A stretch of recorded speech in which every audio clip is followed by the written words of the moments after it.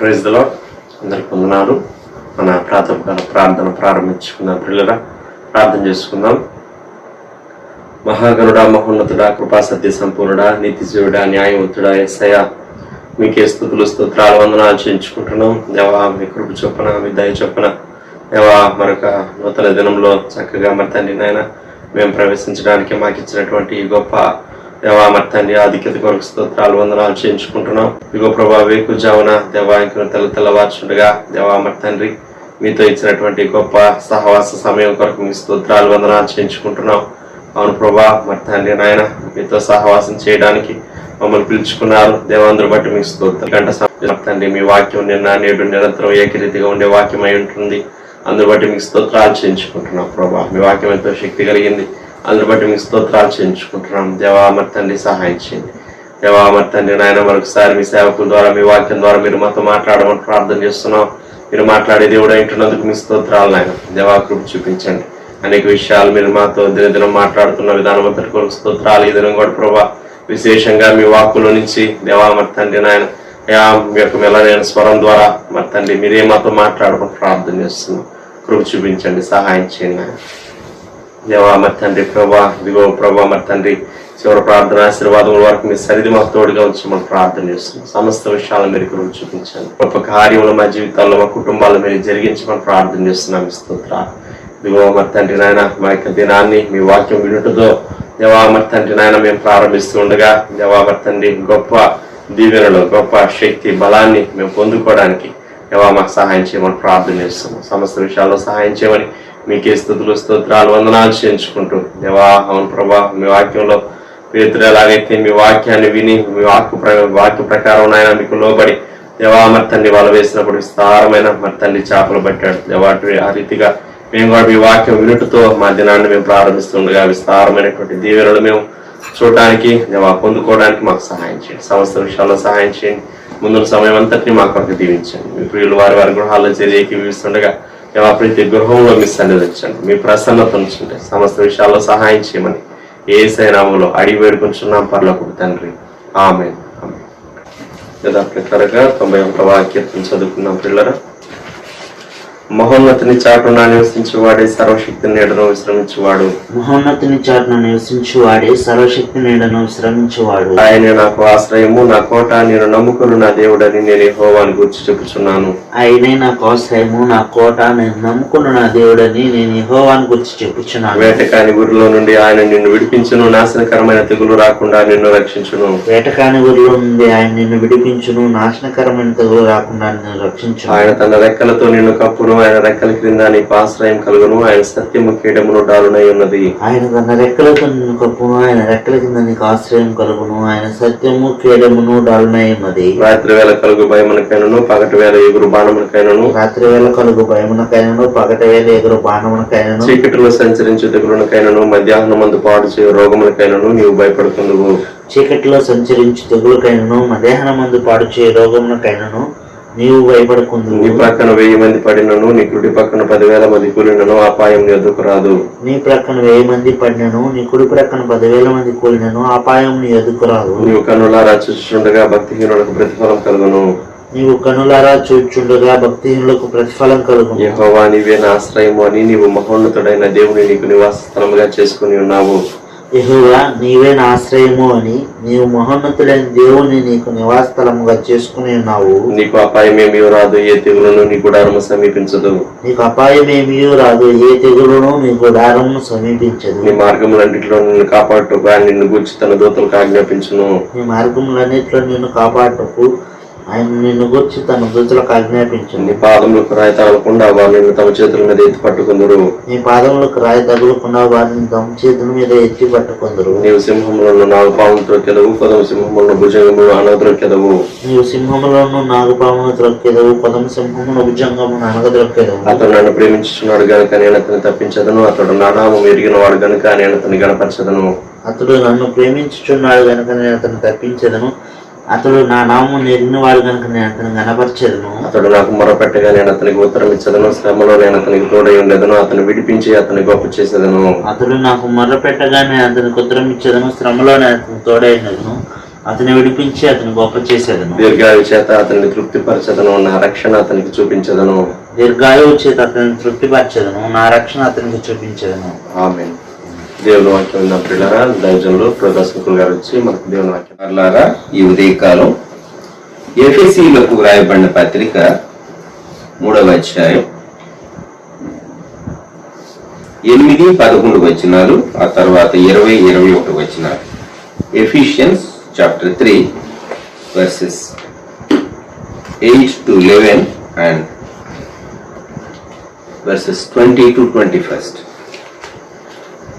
దేవుడు మన ప్రభువైన క్రీస్తు యేసునందు చేసిన నిత్య సంకల్పం చొప్పున పరలోకములో ప్రధానులకును అధికారులకును సంఘము ద్వారా తన యొక్క నానా విధమైన జ్ఞానము ఇప్పుడు తెలియబడవలను ఉద్దేశించి శోధింప శక్యము కాని క్రీస్తు ఐశ్వర్యమును అన్యజనులలో ప్రకటించుటకును సమస్తమును సృష్టించిన దేవుని యందు పూర్వకాలము నుండి మరుగై ఉన్న ఆ మర్మమును గుర్చిన ఏర్పాటు ఎటిదో అందరికి తేటపరచుటకును పరిశుద్ధులందరిలో అత్యల్పుడనైన నాకు ఈ కృప అనుగ్రహించాను. 20-21 వచనాలు అదే అధ్యాయం. మనము కార్యసాధకమైన తన శక్తి చొప్పున మనము అడుగు వాటన్నిటికంటేను ఊహించు వాటన్నిటికంటేను అత్యధికముగా చేయ శక్తి గల దేవునికి క్రీస్తు యేసు మూలముగా సంఘములో తరతరములు సదాకాలము మహిమ కలుగును గాక. ఆమేన్. ప్రార్థన. ప్రేమగల మా ప్రభువా, ఈ ప్రాతకాల ధ్యానం మా కొరకు దీవించి మాతో మాట్లాడము, మమ్మల్ని బలపరచమని యేసుక్రీస్తు ప్రభువారి శ్రేష్టమైన నామములోనే వేడుచూ ఉన్నాము తండ్రి. ఆమేన్. ప్రియమైన వారులారా, ఈ ఉదయకాలం మనం 3 సంఘాలను గురించి చూడబోతూ ఉన్నాం. వారు అరణ్యమందు ఉన్నటువంటి సంఘం. జ్ఞాపకం పెట్టుకుందాం మనం. ఎందుకంటే అపోస్తల కార్య గ్రంథంలో స్టెఫను తాను ప్రసంగిస్తూ మోషేను గూర్చి ఈ మాట చెప్పాడు స్టెఫన్. అపోస్తల కార్య గ్రంథం 7వ అధ్యాయం 36, 37, 38 వచనాలు. ఇతడు ఐగుప్తులోను ఎర్ర సముద్రములోను 40 ఏళ్ళు అరణ్యములోను మహత్కార్యములను సూచిక్రియలను చేసి వారిని తోడుకొని వచ్చాను. నా వంటి ఒక ప్రవక్తను దేవుడు మీ సహోదరులలో మీకు పుట్టించును అని ఇశ్రాయేలీయులతో చెప్పిన మోషే ఇతడే. సీనాయి పర్వతం మీద తనతో మాట్లాడిన దేవదూతతోనూ మన పితరులతోనూ అరణ్యములోని సంఘమందు ఉండి మనకిచ్చుటకు జీవవాక్యంలోను తీసుకున్నవాడు ఇతడే అని మోషేను గురించి అరణ్యములోని సంఘము లేక అరణ్యమందు ఉన్నటువంటి సంఘము, ఇది మొదటిది. రెండవది ఆది సంఘం. మూడవది ఇప్పుడు ప్రపంచవ్యాప్తంగా ఉన్నటువంటి సంఘం. ఈ 3 సంఘాలను గురించి కొన్ని మాటలు మీకు నేను జ్ఞాపకం చేయాలని ఉద్దేశిస్తూ ఉన్నాను. ఇవి మనకు తెలిసిన విషయాలే గాని వీటన్నిటిని ఒకేసారి జ్ఞాపకం చేయటం ద్వారా 3 సంఘాలను ఈ టైం స్పాన్ ఒకసారి మనము పాత నిబంధనలో మోషే నడిపించిన కాలంలో ఉన్నటువంటి సంఘం, అలాగే యేసుక్రీస్తు ప్రభువారు భూమి మీద శరీరధారిగా జీవించిన తర్వాత ఆయన మనందరి కొరకు శిలువలో ప్రాణం పెట్టి తిరిగి లేచి పునరుద్ధరుడై 40 దినాలు కల్పించి ఆయన ఆరోహణం అవుతూ ఆయన శిష్యులకు అప్పగించినటువంటి కార్యాన్ని, అలాగే పరిశుద్ధాత్ముడు ఆది సంఘంలో చేసినటువంటి బలమైనటువంటి కార్యాలు ఆది సంఘాన్ని గురించి అపోస్తల కార్యముల గ్రంథం మనం చదువుతాం. ఇప్పుడు ప్రెజెంట్ డే మనము యేసుక్రీస్తు ప్రభు రాకను గురించి లోకం మాట్లాడేటటువంటి లేక సంఘం ప్రకటించేటటువంటి విశ్వాసులు విశ్వసించి సిద్ధపడుతూ ఉన్నటువంటి సార్వత్రిక క్రైస్తవ సంఘం యొక్క విషయాలు, ఈ 3 విషయాలు మీకు జ్ఞాపకం చేసి దేవుడు ఎవరికి ఏది అనుగ్రహించాడు ఒక కోణమే మనం చూడబోతున్నాం. దేవుడు ఎవరికి ఏది అనుగ్రహించాడు, అరణ్యంలో ఉన్న సంఘానికి దేవుడు ఏది అనుగ్రహించాడు. అరణ్యంలో ఉన్న సంఘం దాదాపుగా వారు యూదులు 99.9 లేక 99% యూదులు, కొద్దిమంది అన్యులు వారితో ఉన్నారు. ఆ చుట్టుపక్కల దేశాల్లో ఉన్నటువంటి అన్యులు వారితో ఉన్నారు కొద్దిమంది. వీరికి దేవుడు ఏం అనుగ్రహించాడు? మనము మోషే ద్వారా అనుగ్రహించబడినటువంటి అనేక సంగతులు, 10 ఆజ్ఞలతో పాటు అనేక కట్టడలు, విధులు, ఇవన్నీ దేవుడు వారికి ఇచ్చాడు అని మనం ఎరుగుదాం.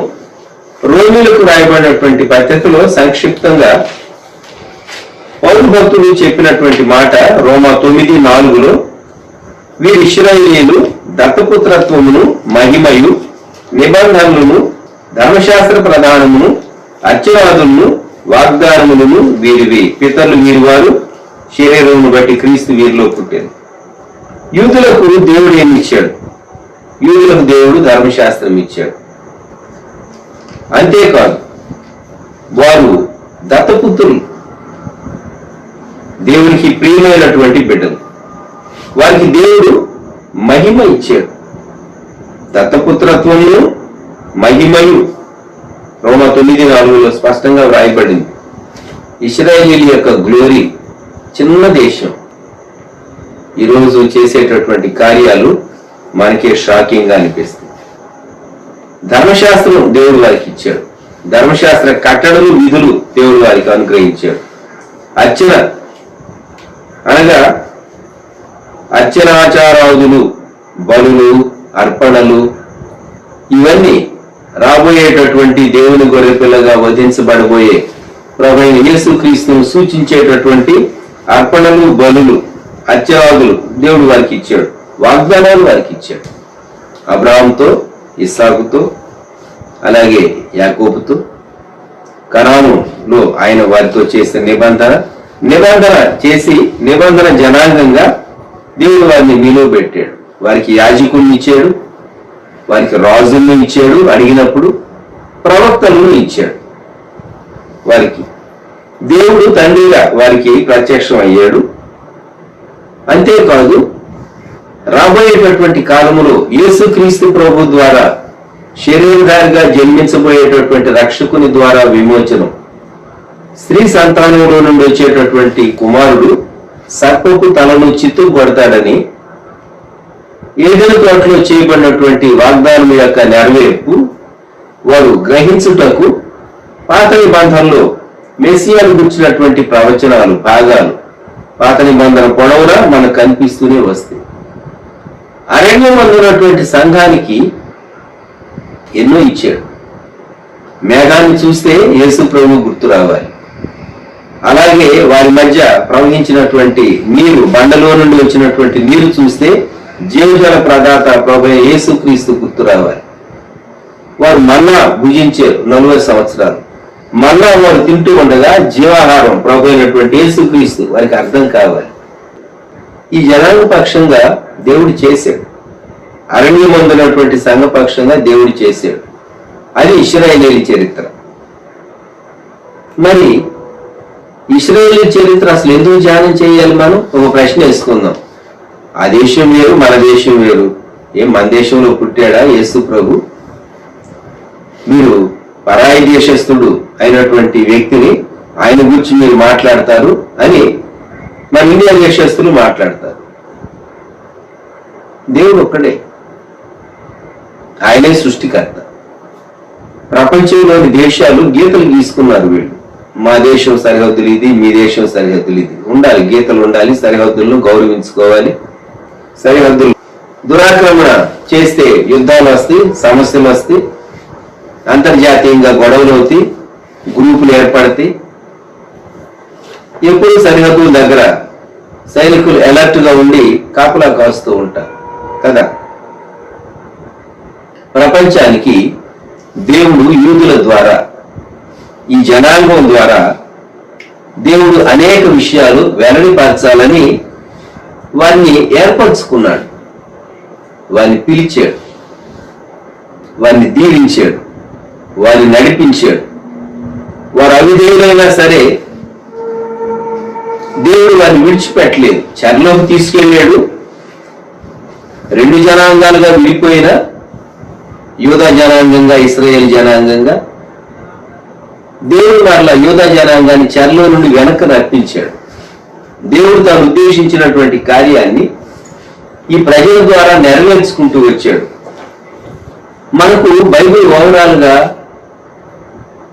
అర్థం కాకపోతే ఒక పుస్తకానికి సంబంధం ఏంటి, పాత నిబంధనలోని పుస్తకాలకును క్రొత్త నిబంధనలోని పుస్తకాలకు సంబంధం ఏంటి, ఈ 66 పుస్తకాలు, ఆ 39, 27 వీటికి ఉన్నటువంటి రిలేషన్షిప్ ఏంటి, అసలు ప్రతిదాని వెనుక ఉన్నటువంటి ఆ రక్షణ సంకల్పం ఎలాగో దేవుడు నెరవేర్చుకుంటూ వచ్చాడు అనేది అర్థం చేసుకోవాలి అంటే ఓవరాల్ గా బైబిల్ మనకు తెలియాలి. అందుకే మీకు 3 సంఘాల గురించి నేను చెప్తూ ఉన్నాను. ఒక బర్డ్స్ ఐ వ్యూ 3 సంఘాలు. మొదటిది అరణ్యం మందు ఉన్నటువంటి సంఘం, వారు యూదులు, ఇశ్రాయేలీయులు. ఇప్పుడు మనం నూతన నిబంధనలోనికి వద్దాం. ఆది సంఘం ఏం చేశారో మనం ఎరుగుదాం. అపోస్తల కార్య గ్రంథం 2వ అధ్యాయంలో 42వ వచనం, అపోస్తల బోధ, సహవాసము, రొట్టె విరుచుట, ప్రార్థన చేయుట. ఇవి బోధతో బాటు 3 శ్రేష్టమైన విషయాలు దేవుడు వారికి ఇచ్చాడు. పాత నిబంధనలో వారికి అర్థం కానివి ఆది సంఘానికి అర్థమైనవి. గుర్తుంచుకోనండి, ఆది సంఘానికి పాత నిబంధన లేఖనాలు ఉన్నాయి. ధర్మశాస్త్రం మోషే ద్వారా వ్రాయబడినటువంటి 5 పుస్తకాలు ఉన్నాయి. రాజుల చరిత్రలు ఉన్నాయి. దావీదు కీర్తన గ్రంథం ఉన్నది. ప్రవక్తలు, పెద్ద ప్రవక్తలేమి చిన్న ప్రవక్తలేమి చెప్పినటువంటి ప్రవచనాలు వారికి ఉన్నాయి. వీటితో పాటు యేసుక్రీస్తు ప్రభు జీవితం సువార్తికులు రాశారు. 4 సువార్తికులు 4 కోణాల్లో నుండి యేసుక్రీస్తు ప్రభు జీవితం వారికి అందుబాటులో వచ్చింది. కొన్ని పత్రికలు సువార్తలు వ్రాయబడటం కంటే ముందే వ్రాయబడినటువంటి పత్రికలు లేకపోలేదు అనుకోండి. మొత్తం మీద దేవుడు వారికి పత్రికలు ఇచ్చాడు, సువార్తలు ఇచ్చాడు. అంతేకాదు ఈ అపోస్తల బోధ, సహవాసము, రొట్టె విరుచుట, ప్రార్థన చేయుట, ఇవి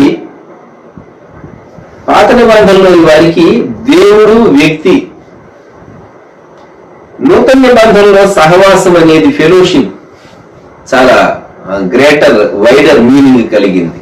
సంఘంగా ఎలాగూ జీవించాలి, అలాగే రొట్టె విరుచుట యేసుక్రీస్తు ప్రభు యొక్క శిలువ మరణ, ఆయన భూస్థాపన, పునరుద్ధానాలు జ్ఞాపకం చేసుకుంటూ, ఆయన మరణాన్ని మనం జ్ఞాపకం చేసుకుంటూ రొట్టె విరవటం, ప్రార్థన చేయటం, మన శక్తి మీద కాకుండా దేవుని శక్తిపై ఆధారపడి ఈ ఆత్మ సంబంధమైనటువంటి పోరాటంలో దేవుని శక్తిని పొందటానికి మనం ప్రార్థనలో ఎలాగూ వ్యక్తిగతంగా, కుటుంబంగా, సంఘంగా వారి ఇంటింటా ప్రార్థన చేశారని ఉంది. అలాగే వారు ప్రార్థన చేయటంలో ఎడతెగక ఉన్నారు. కనుక నూతన నిబంధన సంఘానికి లేక ఆది సంఘానికి దేవుడు ఇవి అనుగ్రహించాడు, పరిశుద్ధాత్మను అనుగ్రహించాడు. పాత నిబంధనలోని వారికి లేనటువంటిది నూతన నిబంధనలో ఉన్నటువంటి వారికి, ఆది సంఘానికి దేవుడు అనుగ్రహించిన విశేషమైనటువంటి కృప, పరిశుద్ధాత్ముడు అనుగ్రహించబడటం ద్వారా యేసుక్రీస్తు ప్రభువును విశ్వసించినటువంటి ప్రతి వ్యక్తి తాను నేరుగా కృపాసనం దగ్గరకు రావటానికి, ప్రధాన యాజకుడు మాత్రమే అతి పరిశుద్ధ స్థలంలో సంవత్సరానికి ఒకమారు ప్రవేశించేవాడు, మనకు దేవుని సన్నిధికి వెళ్ళటానికి ధారాళంగా ప్రవేశం కలిగింది. ఇప్పుడు ఆది సంఘం పాత నిబంధన సంఘం కంటే బ్లెస్సెడ్, మోర్ బ్లెస్సెడ్ అని చెప్పాలి, ఎక్కువగా దీవించబడినటువంటి సంఘం. ఇప్పుడు పునరుద్ధరణైనటువంటి ప్రభువుని గురించి సాక్ష్యం ఇచ్చేటటువంటి సంఘం. మూడవదిగా ఈ దినాల్లో సార్వత్రికంగా ప్రపంచంలోని దేశాలన్నింటిలో ఉన్నటువంటి సంఘాన్ని గురించి మనం మాట్లాడుకుందాం. ఈ సంఘాన్ని గురించి మనం మాట్లాడుకోక మునుపు ఆది సంఘానికి దేవుడు ఏమనుగ్రహించాడో ఎఫ్సీలకు రాయబడినటువంటి పత్రికలో పౌలు భక్తుడు జ్ఞాపకం చేసినటువంటి మాట. ఎఫ్సీ పత్రిక 4వ అధ్యాయం 13వ వచనం. పరిశుద్ధులు సంపూర్ణులగునట్లు క్రీస్తు శరీరము క్షేమాభివృద్ధి చెందుటకును పరిచర్య ధర్మము జరుగుటకును ఆయన కొందరిని అపోస్తలులను గాను, కొందరిని ప్రవక్తలను గాను, కొందరిని సువార్థికులను గాను, కొందరిని కాపరులను గాను, ఉపదేశకులను గాను నియమించారు. పాత నిబంధనలో వారికి అర్థమైంది ఏంటంటే యాజకుడు, రాజు, ప్రవక్త, అంత మటుకే వారికి అర్థమైంది. నూతన నిబంధనలో సంఘానికి దేవుడు ఈ 5 విధాలైనటువంటి పరిచర్యలు, అపోస్తలుల పరిచర్య, ప్రవక్తల పరిచర్య, సువార్థికుల పరిచర్య, కాపర్ల పరిచర్య, ఉపదేశకుల పరిచర్య దేవుడు అనుగ్రహించాడు. ధన్యులు కాదా ఆది సంఘం? అదే ప్యాటర్న్ ఇప్పుడు మనం సార్వత్రిక సంఘంలో, అన్ని దేశాల్లో ఉన్నటువంటి సంఘంలో మనం చూస్తూ ఉన్నాం. ఇంకేం అనుగ్రహించాడు? పాత నిబంధనలోని వారికి తండ్రి అని దేవుడు బాగా అర్థమయ్యాడు, కుమారుడు కొంత మటుకే చూచాయిగా అర్థమయ్యాడు. ఆది సంఘానికి యేసుక్రీస్తు ప్రభువు అర్థమయ్యాడు బాగా, తండ్రి కూడా బాగా అర్థమయ్యాడు. పరిశుద్ధాత్ముడు సంఘం మీదకి వచ్చినందువలన ఆత్మ వరాలు, ఆత్మ ఫలాలు వారు అనుభవించగలిగారు. ఇప్పుడు 2000 సంవత్సరాల సంఘ చరిత్రలో దేవుడు తన ప్రత్యక్షత, తన వెలుగు, తన జీవాన్ని ఎక్కువ చేస్తూ వచ్చాడు. కాబట్టి ఇప్పుడు ప్రత్యక్షత సంపూర్ణతలోనికి వచ్చింది. మనం ఎండ్ టైమ్స్ లో ఉన్నాం, అంచె దినాల్లో మనం ఉన్నాం. కనుక మనకు పాత నిబంధనలు వారికి ఇచ్చినవన్నీ, ఆది సంఘానికి ఇచ్చినవన్నీ ఉన్నాయి. మనం ఎంత ధన్యులు! మనము మోస్ట్ బ్లెస్సెడ్ అని చెప్పాలి. పాత నిబంధనలో సీనాయి కొండ దగ్గర ఉన్నటువంటి సంఘం బ్లెస్సెడ్ అయితే, ఆది సంఘం మోర్ బ్లెస్సెడ్ అయితే, మనం మోస్ట్ బ్లెస్సెడ్, బహుగా సంపూర్ణంగా దీవించబడిన వారు మనం.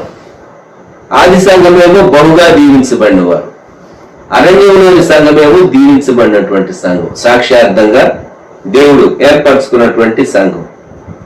మన కాలంలో తండ్రిని గూర్చి, కుమారుని గూర్చి, పరిశుద్ధాత్మని గూర్చి సమగ్రమైనటువంటి అవగాహన మనకున్నది.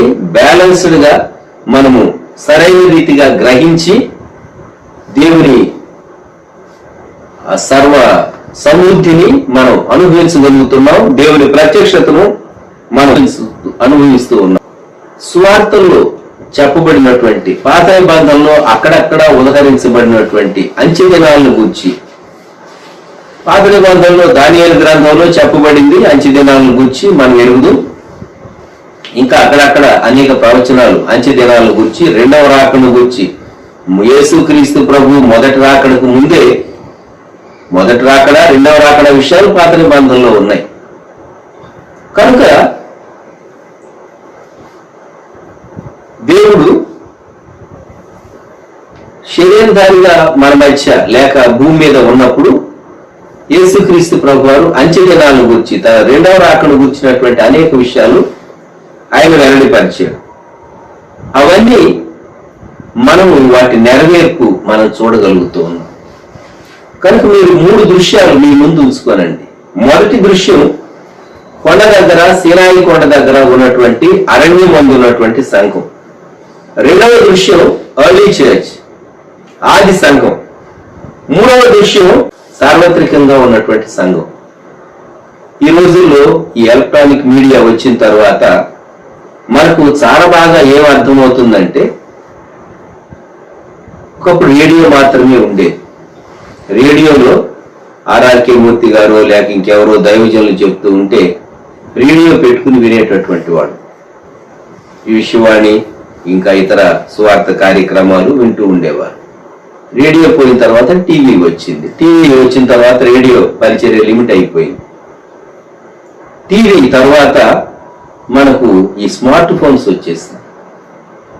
స్మార్ట్ ఫోన్ వచ్చిన తర్వాత మీరు దేవుని వాక్య సందేశాలు ఎక్కడైనా లైవ్ టెలికాస్ట్ ఏది వస్తూ ఉందో చాలా మంది తమ స్మార్ట్ ఫోన్ లో చూడగలుగుతూ ఉన్నారు, వినగలుగుతూ ఉన్నారు, దేవుని స్తుతించగలుగుతూ ఉన్నారు. దేవుడు తన సంఘాన్ని అంచె దినాల్లో ఎలాగో ఆయన సిద్ధం చేస్తూ ఉన్నాడో మానవుని సహజమైన జ్ఞానానికి కొంతమటిగా అందుతుంది, కొంతమటికి అర్థమవుతుంది. మానవుని జ్ఞానానికి, శత్రువుకు అందని రీతిగా దేవుడు తన సంఘాన్ని నిర్మాణం చేస్తూ ఉన్నాడు. గ్రహించండి.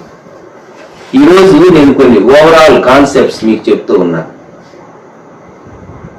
సాతాను అనుకుంటాడు నేను సంఘాన్ని నాశనం చేయగలను అనుకుంటాడు. నాశనం చేయగలడా? క్రైస్తవుల్ని హింసిస్తాను, సేవకుల్ని కొడతాను, చంపుతాను, కాల్చివేస్తాను, అది చేస్తాను, ఇది చేస్తాను, ఇవన్నీ జరుగుతూ ఉన్నా దేవుడి పని జరుగుతూనే ఉంటుంది. దేవుని పద్ధతి. దేవుడు సంఘానికి ఒక గొప్ప కమిషన్ దేవుడు అప్పగించాడు. మత్తయి సువార్త 28వ అధ్యాయంలో యేసు ప్రభువు శిష్యులకు ఇచ్చినటువంటి ద గ్రేట్ కమిషన్ మనం చూస్తాం. మత్తయి సువార్త 28వ అధ్యాయం 18-19 వచనాలు. యేసు వారి యొద్దకు వచ్చి, పరలోకమందును భూమి మీదను నాకు సర్వాధికారం ఇవ్వబడి ఉన్నది, కాబట్టి మీరు వెళ్ళి సమస్త జనులను శిష్యులుగా చేయుడి. ఇది కమాండ్, కమిషన్. సంఘానికి ప్రభు తన శిష్యులైనటువంటి వారికి అప్పగించినటువంటి పని. అదే ఆయన ఆరోహణ అవుతూ సహా అపోస్తల కార్య గ్రంథం మొట్టమొదటి అధ్యాయంలో ప్రభువారు వారితో చెప్పినటువంటి మాట మనం జ్ఞాపకం చేసుకుందాం. అపోస్తల కార్య గ్రంథం మొదటి అధ్యాయం 8వ వచనం. ఆయనను పరిశుద్ధాత్మ మీ మీదికి వచ్చినప్పుడు మీరు శక్తి నొందెదరు కనుక మీరు యెరూషలేములోను యూదయ సమరయ దేశములంతటను భూదిగంతముల వరకును నాకు సాక్షులైందురని వారితో చెప్పాను. భూదిగంతాల వరకు ఎలా సాక్షులుగా ఉండగలరు కొద్దిమంది? ఇది ఎలా సాధ్యం? ఆ కాలంలో వారికి కొంతమటికి అర్థమై ఉంటుంది. అన్ని దేశాలకు మేము ఎలా వెళ్ళగలం? ప్రపంచం ఎంత విశాలమైందో మొదటి శతాబ్దం నాటికి కొంతే అర్థమైంది వారికి. అమెరికా వంటివి, యుఎస్ఏ వంటివి అసలు కనుగొనబడలేదు అప్పటికి. మరి భూదిగంతముల వరకు సువార్త తీసుకొని వెళ్ళేటటువంటి బాధ్యత, సాక్షులుగా వారు పనిచేయాలి అనేటటువంటిది దేవుని సంకల్పం, దేవుని అద్భుతమైనటువంటి సంకల్పం. అందుకొరకే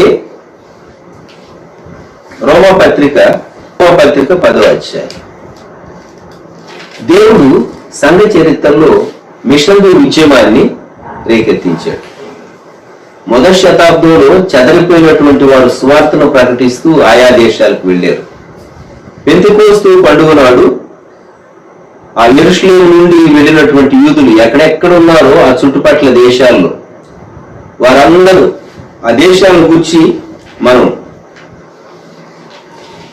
అన్య భాషలో వారు మాట్లాడుతూ ఉంటే వారు అన్నటువంటి మాట ఒకసారి అపోస్తలుల కార్యము గ్రంథం 2వ అధ్యాయం 9వ వచనం. పార్తీయులు, మాదీయులు, ఏలామీయులు, మెస్పుతోమియ, యూదయ, కప్పదోకియ, పొంతు, ఆసియా, ఫ్రుగియ, పంపులియ, ఐగుప్తు అని దేశములు అందరి వారు, కురేనే దగ్గర లిబియా ప్రాంతం యందు కాపురం ఉన్నవారు, రోమా నుండి పరవాసులుగా వచ్చిన వారు, యూదులు, యూదమత ప్రవిష్టులు, క్రేతీయులు, అరబీలు మొదలైన మనమందరమును వీరు మన భాషలతో దేవుని గొప్ప కార్యములను వివరించుట వినుచున్నామని చెప్పుకొని దేవుడు పెంతెకోస్తు ఆ ప్రపంచమంతటికి సువార్త వెళ్ళటం కొరకైనటువంటి బేస్ దేవుడు ప్రొవైడ్ చేశాడు. అయితే పౌలు భక్తుడు మిషనరీ ప్రయాణాలు చేసి సువార్తను ఖండాలు దాటి యూరప్ ఖండంలోని తీసుకుని వచ్చాడు. ఏషియా మైనర్ ప్రాంతంలో నుండి యూరప్ ఖండంలోనికి ఆయన తీసుకుని వచ్చాడు. రోమా పత్రికలో 10వ అధ్యాయం 9వ వచనం నుండి చదువుతాను. యేసు ప్రభువుని నీ నోటితో ఒప్పుకొని దేవుడు మృతుల్లో నుండి ఆయనను లేపినని నీ హృదయం ముందు విశ్వసించిన యెడల నీవు రక్షింపబడదు. ఏలయనగా నీతి కలుగునట్లు మనుష్యుడు హృదయంలో విశ్వసించును, రక్షణ కలుగునట్లు నోటితో ఒప్పుకొని. ఏమనగా ఆయన విశ్వాసం ఉంచబడేవాడును సిగ్గుపడ్డని లేఖనము చెప్తున్నది. 12వ వచనం. యూదుడని గ్రీసు దేశస్థుడని భేదం లేదు, ఒక్క ప్రభువే అందరికీ ప్రభు నుండి తనకు ప్రార్థన చేయి వారందరి ఎల్లా కృప చూపుటకు ఐశ్వర్యవంతుడై ఉన్నాడు. ఎందుకనగా ప్రభు నామమును బట్టి ప్రార్థన చేయవాడెవడో వాడు రక్షింపబడు. వారు విశ్వసింపని వానికి ఎట్లు ప్రార్థన చేయుదురు, వినని వారిని ఎట్లు విశ్వసించుదురు, ప్రకటించేవారు లేకుండా వారు ఎట్లు విందురు, ప్రకటించేవారు పంపబడని ఎడల ఎట్లు ప్రకటించుదురు. 17వ వచనం, వినుట వలన విశ్వాసము కలుగును, వినుట క్రీస్తును గుర్చిన మాట వలన కలుగును. సువార్త ప్రకటించడం కొరకు మిషనరీ సొసైటీలు ఏర్పడి ఖండాంతరాలకు సువార్తను తీసుకుని వెళ్ళారు. మొదట వారు పంపబడ్డారు, వారు ప్రకటించారు. వారు ప్రకటించింది ఎవరైతే విని హృదయంలో చేర్చుకున్నారో వారు నమ్మినటువంటి వారై ప్రభువుకు ప్రార్థన చేశారు. అప్పుడు ప్రభు వారిని దర్శించారు, రక్షించారు. వారి జీవితాల్లో అద్భుతమైనటువంటి మార్పు వచ్చింది. సంఘాన్ని గురించి దేవుడి ఉద్దేశం పేతురు రాసినటువంటి మొదటి పత్రిక 2వ అధ్యాయం 9వ వచనం మనం ఎరుగుదు. మొదటి పేతురు 2:9, చీకటిలో నుండి ఆశ్చర్యకరమైన తన వెలుగులోనికి మిమ్మల్ని పిలిచిన వారి గుణాతిశయములను ప్రచురము చేయు నిమిత్తం. ఇది దేవుడు సంఘాన్ని ఏర్పరచుకున్నటువంటి ఉద్దేశం. ఇది పోగొట్టుకున్నాం మనం. వి లాస్ట్ దిస్. గుర్తుపెట్టుకోండి. ఎందుకు పోగొట్టుకున్నామంటే మనం చదువు నేర్చుకున్నాం, ఉద్యోగాలు వచ్చినాయి, డబ్బులు సంపాదించుకున్నాం, మంచి బిల్డింగులు కట్టుకున్నాం, చర్చి బిల్డింగులు కట్టుకున్నాం, మన ఇల్లు బాగా కట్టుకున్నాం, సంఘం మన మీద మనం ఆధారపడ్డాం. దేవుడు మనల్ని, మన పూర్వీకులను, మన పితరులను ఎందుకు ఎన్నుకున్నాడో, ఎందుకు పిలిచాడో ఆ పర్పస్ మాత్రం మనం మర్చిపోయాం. అది జరిగింది. వి లాస్ట్ ద విజన్. ఏదో విశ్వాసంగా జీవిస్తే చాలు అనేటటువంటి భావనలోనికి మనం వచ్చేసేసాం. దేవుడు ఎంత శ్రేష్టమైనటువంటి ఉద్దేశంతో మనల్ని రక్షించాడు, మనల్ని కాపాడాడు అనేది మనకు అర్థమవుతూ ఉన్నదా? ఓ ప్రక్క సాతాను అనుచరులు, దురాత్మలు సంఘంతో పోరాడుతూ ఉన్నారు. ఈ పోరాటం ఆది నుండి జరుగుతూ ఉన్నది. మరి విశేషంగా సంఘం ప్రారంభమైన తర్వాత 2000 సంవత్సరాల నుండి ఈ పోరాటం జరుగుతూనే ఉన్నది. జ్ఞాపకం పెట్టుకుందమ్మా. నీవు యేసుక్రీస్తు ప్రభు యొక్క శిష్యురాలుగా సమస్త జనులను శిష్యులుగా చేయండి అన్నాడు యేసు ప్రభు. 3 గంటల వరకు సువార్త చెప్పి, అది శిష్యులకు ఆయన ఇచ్చినటువంటి ఆజ్ఞ. అలాగే అపోస్తల కార్యగ్రంథం 1వ అధ్యాయంలో మీరు యూదేయులు, గల్లేయులు, సమరయులు మీరు నాకు సాక్షులుగా ఉంటారు, 3 గంటల వరకు సాక్షులుగా ఉంటారు అని ప్రభు వారితో చెప్పినటువంటి మాట. మనం పునాది విషయాల గురించి మనం మాట్లాడుతూ ఉంటాం. కొన్ని పునాది విషయాలు అవి ప్రాముఖ్యమైనవి, వాస్తవం. అయితే శిష్యత్వంలో పునాది విషయాలు దాటి అనేక విషయాలు మనం నేర్చుకున్న బోధలో నేర్పించబద్ధంగా మనం ఉంటూ ఉన్నాం. హెబ్రీ పత్రిక 6వ అధ్యాయంలో 2వ వచనం, విశ్వాసము, బాప్తిస్మము, హస్త నిక్షేపణము, మృతుల పునరుద్ధానము, నిత్యమైన తీర్పు. ఇవి 2వ వచనం చివరి భాగం క్రీస్తును గురించిన మూలోపదేశం అని చెప్పబడింది. 6 విషయాలు: మారు మనస్సు, విశ్వాసము, బాప్తిస్మము, హస్త నిక్షేపణము, మృతుల పునరుద్ధానము, నిత్యమైన తీర్పు. ఇవి బేసిక్ టీచింగ్. ఇది ఫౌండేషనల్ టీచింగ్. సంఘం వీటితో పాటు సంపూర్ణతలోని సాగిపోవాలి. క్రీస్తును గురించిన మూలోపదేశం మాని సంపూర్ణమౌటకు సాగిపోదము. ఇది హెబ్రీ పత్రిక గ్రంథకర్త చెప్పినటువంటి మాట. మనము అంచె దినాల్లో ఉంటూ ఉన్నాం. అంచె దినాల్లో ఉన్నటువంటి సంఘం తన విజన్ పోగొట్టుకోకూడదు. ప్రభు రాకడ దినాల్లో నీ దర్శనాన్ని పోగొట్టుకుంటే ఎక్కడ ఉంటావు నువ్వు? ఆలోచించు. దేవుడు సంఘాన్ని పిలిచినటువంటి పిలుపు, ఆ ఉద్దేశం పోగొట్టుకున్నారు. మన కాలంలో అంచె దినాల సూచనలు నెరవేరుతూ ఉంది. యేసు ప్రభు వారు చెప్పినటువంటి అంచె దినాల సూచనలు మత్తయి సువార్త 24లో, మార్కు సువార్త 13వ అధ్యాయంలో, లూకా సువార్త 21వ అధ్యాయంలో కొన్ని విషయాలు మనం చదువుతాం. అవన్నీ నెరవేరుతూ ఉన్నాయి. వాటిని మనం చూడబోవటం లేదు. కానీ పేతురు కూడా తన 2వ పత్రికలో 3వ అధ్యాయంలో అంచెదినాలను గుర్చినటువంటి కొన్ని సంగతులు వ్రాశాడు. ప్రకటన గ్రంథం అయితే ప్రత్యక్షీకరణ గ్రంథం, అపోకలిప్స్. అంచెదినాల్లో ఏం జరుగుతుందో, రాకడకు ముందు, రాకడ తరువాత జరిగేటటువంటి అనేక విషయాలు, ముఖ్యంగా రాకడ తరువాత, ర్యాప్చర్ తరువాత జరిగేవి రాయబడి ఉంది. 7 సంఘాల చరిత్ర ఉన్నది. బైబిల్ పండితులు సంఘ చరిత్రను 7 సంఘ కాలాలకు వారు విభజించి చెప్తూ ఉంటారు. కనుక ప్రకటన గ్రంథంలో 2వ అధ్యాయంలో, అలాగే ప్రకటన గ్రంథం 3వ అధ్యాయంలో మనం చదివేటటువంటి 7 సంఘాల చరిత్ర 7 సంఘ కాలాలతో పోల్చుకుంటే 4వ అధ్యాయంలో సంఘం ఎత్తబడిన తర్వాత మిగిలినటువంటి విషయాలన్నీ ప్రకటన గ్రంథం దేవుడు మనకు అనుగ్రహించాడు. ఇప్పుడు ఎఫ్సి పత్రికలో మనం ఏం చదువుకున్నామంటే, సంఘము ద్వారా దేవుడు కొన్ని విషయాలు లోకానికి వెల్లడిపరచాలి అని ఉద్దేశించాడు. సంఘం ద్వారా. ఎఫ్సి పత్రిక 1వ అధ్యాయం 22వ వచనం, సమస్తమును ఆయన అనగా యేసుక్రీస్తు ప్రభు పాదముల క్రింద ఉంచి సమస్తము పైన ఆయనను సంఘమునకు శిరస్సుగా నియమించారు. శిరస్సు చెప్పినట్టు శరీరం పనిచేస్తే శరీరానికి క్షేమం. యేసుక్రీస్తు ప్రభు చెప్పినట్టు సంఘం పనిచేయాలి, సంఘము జీవించాలి. అదే 3వ అధ్యాయం 5వ వచనంలోనికి వద్దాం. ఈ మర్మము ఇప్పుడు ఆత్మమూలముగా దేవుని పరిశుద్ధులకు అపోస్తలులకును ప్రవక్తలకును బయలుపరచబడి ఉన్నట్టుగా పూర్వకాలముల యందు మనుషులకు తెలియపరచబడలేదు. ఈ మర్మం ఏదనగా, అన్య సువార్త వలన క్రీస్తు యేసునందు యూదులతో పాటు సమాన వారసులను, ఒక శరీరమందలి సాటి అవయవములను వాగ్దానములో పరలునై ఉన్నారు అనున్నది. Church it's a mystery. సంఘము అనేది ఎఫ్సి పత్రికలో న్యూ మ్యాన్, నూతన పురుషుడు.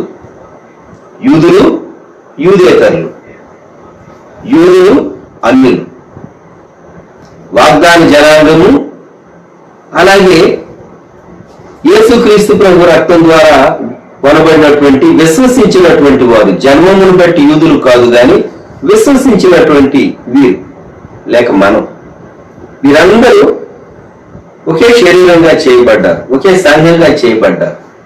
ఇది అద్భుతమైనటువంటి విషయం. 3వ అధ్యాయంలోనే మనము 8-11 వచనాల్లో దేవుడు మన ప్రభువైన క్రీస్తు యేసునందు చేసిన నిత్య సంకల్పము చొప్పున పరలోకములో ప్రధానులకును అధికారులకును సంఘము ద్వారా తన యొక్క నానా విధమైన జ్ఞానము ఇప్పుడు తెలియబడవలనని ఉద్దేశించి, సంఘం ద్వారా దేవుని జ్ఞానం ఎలాగూ వెల్లడవుతుంది, దేవుడి చేసే పనిని బట్టి వెల్లడవుతుంది.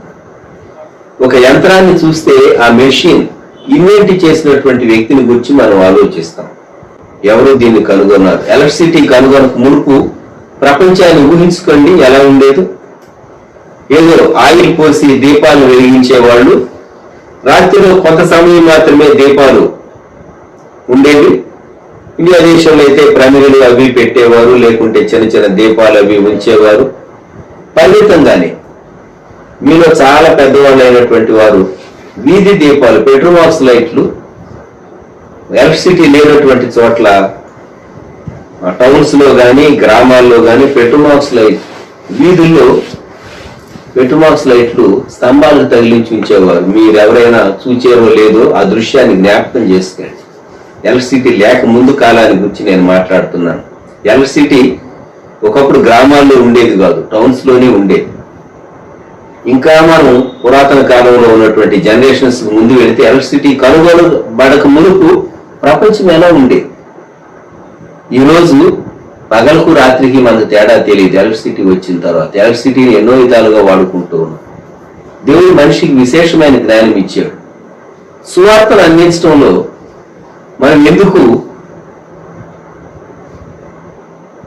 దేవుడు అనుగ్రహించినటువంటి కృప సాధనాలను సంపూర్ణంగా వాడుకోలేకపోతూ ఉన్నాం? ఆలోచించండి. తన నానా విధమైనటువంటి జ్ఞానం సంఘం ద్వారా తెలియబడాలని దేవుడు ఉద్దేశించాడు. Are you an instrument in the hands of God? Have you got the vision? అది నా ప్రశ్న. Have you got the vision?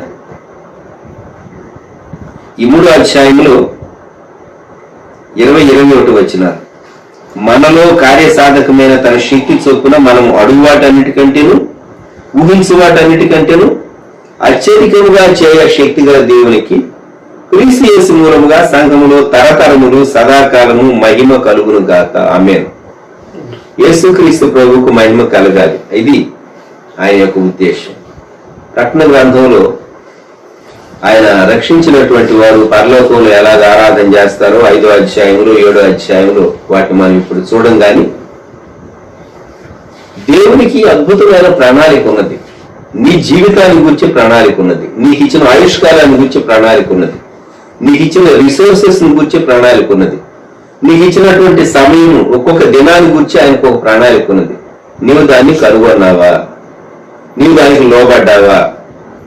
నీవు దాన్ని నెరవేరుస్తూ ఉన్నావా? సంఘం ద్వారా పాత నిబంధన ప్రత్యక్షత కంటే నూతన నిబంధన ప్రత్యక్షత గ్రేటర్ లైట్. అయితే ఈ దినాల్లో, అంచె దినాల్లో సంపూర్ణమైనటువంటి ప్రత్యక్షత మనం అనుభవిస్తూ ఉన్నాం. అందుకే పోరాటం కూడా మనం పీక్ తారాస్థాయిలో ఉన్నాం. సాతాను, అంధకార శక్తులు సంఘంతో పోరాడేటటువంటి తారాస్థాయి పోరాటంలో మనం ఉంటూ ఉన్నాం.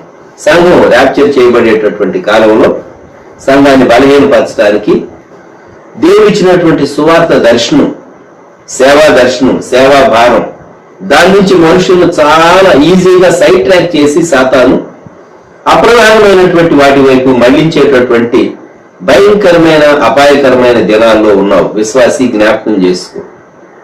దేవుడు అసలు ఐగుప్తుల నుంచి వాళ్ళు విడిపించి యాత్రలో ఎందుకు పెట్టాడు? రోజు వాళ్ళకి కొంచెమే ఆహారం ఎందుకు ఇచ్చాడు? తన పైన ఆధారపడటం నేర్పించాడు. నీవు నీ పైన ఆధారపడ్డావా? దేవుని పైన ఆధారపడుతున్నావా? Are you depending upon Christ Jesus? దేవుని పైన, దేవుని ఆత్మ పైన నీవు ఆధారపడుతూ ఉంటే నీవు ధన్యుడవు, నీవు ధన్యురాలు. నీ దర్శనాన్ని పోగొట్టుకోకు. దేనికి తాకట్టు పెట్టొద్దు నీ విజన్. శాంసన్ దెలీలాను మోహించి పట్టబడినటువంటి వాడై కనులు తీసివేయబడి కనులను రిమూవ్ చేశారు. ఈ లాస్ట్ హిస్ సైట్, ఈ లాస్ట్ హిస్ విజన్.